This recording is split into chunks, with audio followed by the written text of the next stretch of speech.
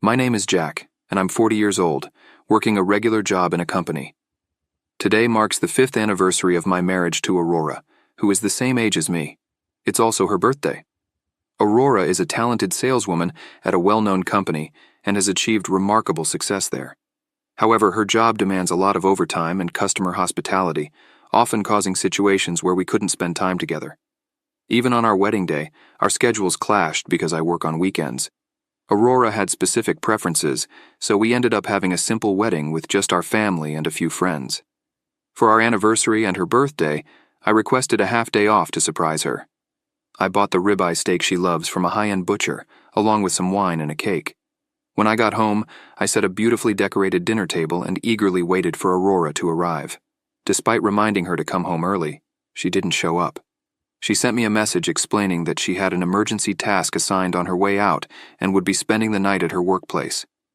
I was disappointed, but I understood it was part of her job, and she mentioned she wasn't too busy with work. As I cleaned up, I couldn't shake off my doubts and eventually went to bed. The next morning, I woke up and went to work as usual, but the message I sent her remained unread. She didn't answer any of my calls either, which started to worry me. I called her workplace and was shocked to learn that Aurora had quit her job 2 days ago because she had landed a position in a neighboring country. I was taken aback, as I hadn't heard a word about any of this. I rushed home and found her shoes in the entrance hall. When I entered her room, she was packing her belongings into a suitcase. I asked her in surprise, "What's going on?" My eyes widened as she responded with a nonchalant tone, "Well, it looks like you've caught me." She smacked her lips and then pulled out divorce papers. "What's going on?" I asked frantically again. Aurora looked at me with cold eyes and uttered just one sentence, "Let's get divorced." "Why?" I asked, my voice shaking. She replied coldly, "I'm tired of you. You don't fulfill your role as a husband. All you do is work and never help around the house. I don't want to be married to someone like that." She continued, "For the past 2 years or so, I would make dinner, and you would just say you've already eaten. You never ate what I made. Even if you had, wouldn't a normal person be considerate of their wife working late hours and wait to eat together? I started eating out mostly because your cooking isn't great." I shuddered at her cold tone, remembering how she used to praise my cooking when we first got married. I inquired if she remembered our agreement to divide the laundry and cleaning duties on Wednesdays and Thursdays when we first got married. "Do you mean to say you want me to endure a dirty house from Friday to Tuesday, just waiting for you to clean it?" She stared at me, a mixture of surprise and annoyance in her expression. "What's gotten into you all of a sudden?" I hadn't anticipated quitting my job a mere 5 years into our marriage, but a recent job offer had presented itself. I thought it might be the perfect opportunity for a fresh start. "Perfect opportunity?" She raised an eyebrow. "You mean an opportunity for divorce?" Aurora had never voiced her dissatisfaction with work or household chores, let alone hinted at divorce.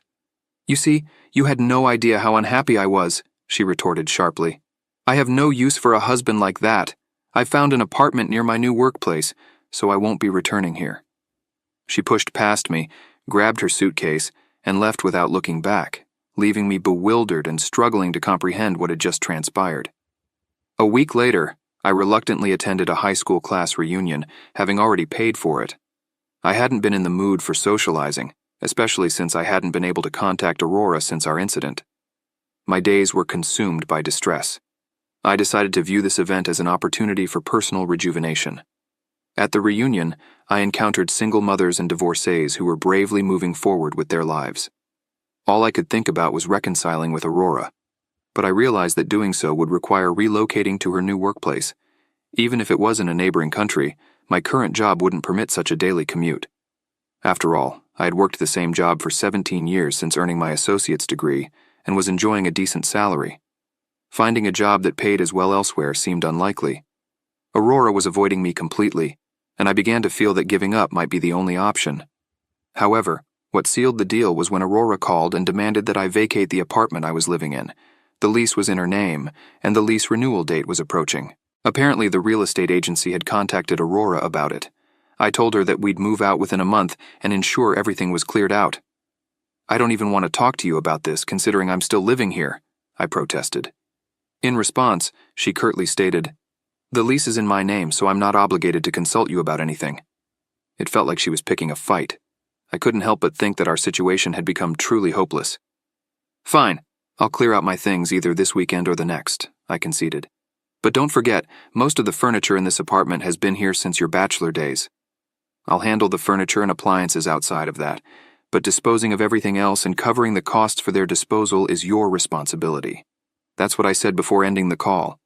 It's quite frustrating how she's being so petty, taking only her important personal belongings and leaving suddenly, and then trying to shift the rest onto me. It only reaffirmed my decision to pursue a divorce. When the weekend came, I found myself organizing my closet, reminiscing about everything that had transpired between us, from our marriage to now. I couldn't help but think about how happy we were before I stumbled upon her high school senior album hidden in the closet. It dawned on me that Aurora had only introduced me to people she had met since entering college. As I casually flipped through her yearbook, something unexpected struck me. I promptly filed for divorce and informed Aurora. 4 months later, I received a message from her, accompanied by a picture. To my astonishment, it was a marriage certificate between Aurora and another man. I stared at the message, utterly dumbfounded, and then my phone rang with Aurora's name flashing on the screen. I picked up and asked her, "Aurora, what is this? Are you kidding me?" Her response was nonchalant. "I just got remarried to that man. He's very handsome, wealthy, and has a great personality. As soon as I divorced you, he expressed his desire to marry me. That photo is proof. Isn't it great?" In other words, she had been cheating on me while we were still married. She continued, "Unlike you, whose only redeeming quality is your job, I'm quite popular. Also, his father built us a house on his property and helped me secure a job in my husband's hometown. It's a mid-sized company, but I'll be receiving a salary comparable to someone in a significant role." It became apparent that she had called to brag about her affair with a rich man and her subsequent marriage. Anger began to surge within me, despite her casual demeanor. She had claimed that there was a problem with me and pushed for our divorce. But the truth was that she had been having an affair and had married him. Apparently they had been dating for over 2 years. According to Aurora, they had met at a bar where she had gone with her colleagues. She accidentally spilled a drink on herself and was frantically trying to clean up when one of the 4 men at a nearby table offered to help. He was the same age as both of us, but possessed a handsome face that made him look younger. He swiftly produced a handkerchief and assisted her in cleaning up. Grateful, Aurora invited him to a restaurant to express her thanks, and during their conversation, they delved into various topics. He turned out to be a wealthy landowner who had an arranged marriage, but was skeptical about his wife's fidelity. Unlike me, he assured Aurora that he would address any issues in their relationship. Aurora admitted that she was already falling for him, and their affair began, even though he had not divorced his wife at that point. I couldn't help but feel some doubt about him, considering his timing with Aurora while still trying to be devoted to his wife. Aurora, blinded by love, couldn't see this. In the end, I realized that I needed a man who takes care of his woman. Someone like you, who prioritizes his job over his wife, just isn't right for me. "What? You want me to take care of you? You can't take care of yourself," I yelled without thinking, which really hit a nerve with Aurora. She responded, "I'm so glad I cut ties with a man like you. There's no one better than Tristan after all." "Tristan? Is that your man's name?" I asked. "Yes, Tristan Mayfield. It has a nice ring to it, doesn't it?" Aurora gushed. Listening to her excitement, I suddenly recalled hearing that peculiar name somewhere. "You're really marrying that kind of man? You're kidding, right?" I said purposely, using a tone that visibly hurt Aurora's pride a bit. She defended him, saying, "He's the best husband, from his family background to his personality. Just look at how handsome he is."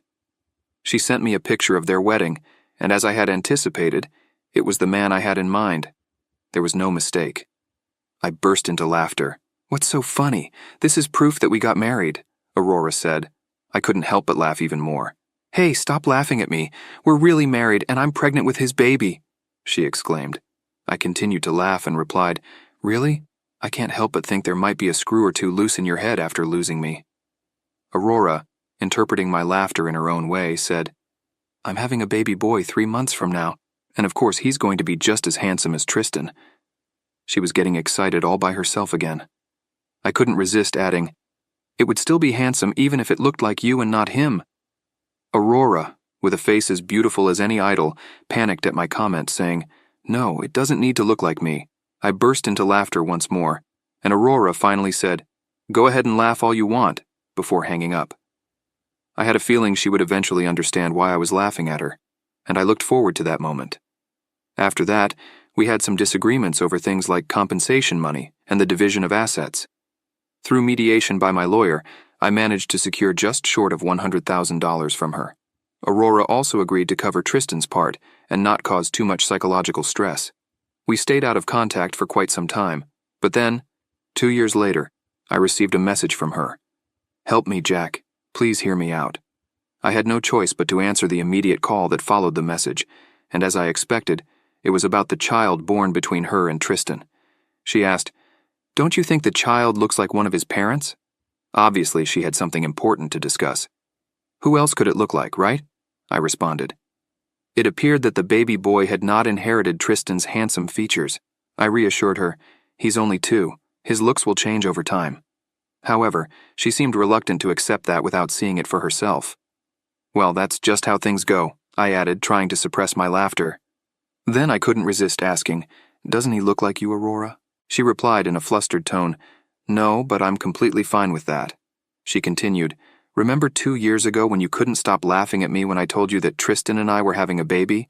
You must know something, don't you?" Impressed by her memory, I responded, "If you say so." I proceeded to tell her that Tristan had actually attended the same high school as me, in the same grade, although we had never had classes together. He had a reputation for being a bit of a troublemaker, and was the son of a wealthy landowner. Tristan's name had come up at a high school reunion 2 years ago, and he had been a topic of discussion because he had undergone cosmetic surgery. I recalled the details: single eyelids, small eyes, a cauliflower nose, and an underbite. After high school, he had traveled to Tokyo for extensive facial reconstruction at a renowned cosmetic surgery clinic. He hadn't attended any class reunions, so I had never seen his post-surgery appearance. However, a friend had sent me a picture a few days after that reunion, showcasing the astonishing transformation. Japan's cosmetic surgery technology was indeed impressive.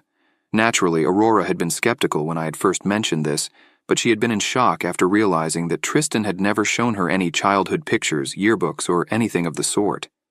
"Did I really get fooled by him?" she lamented. "Damn, when we were dating he put on a nice guy act, but in reality, he was the one cheating on his wife on multiple occasions.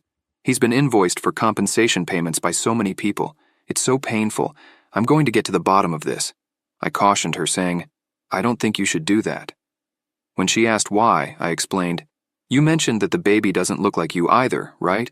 But usually boys tend to resemble their mothers." She was at a loss for words.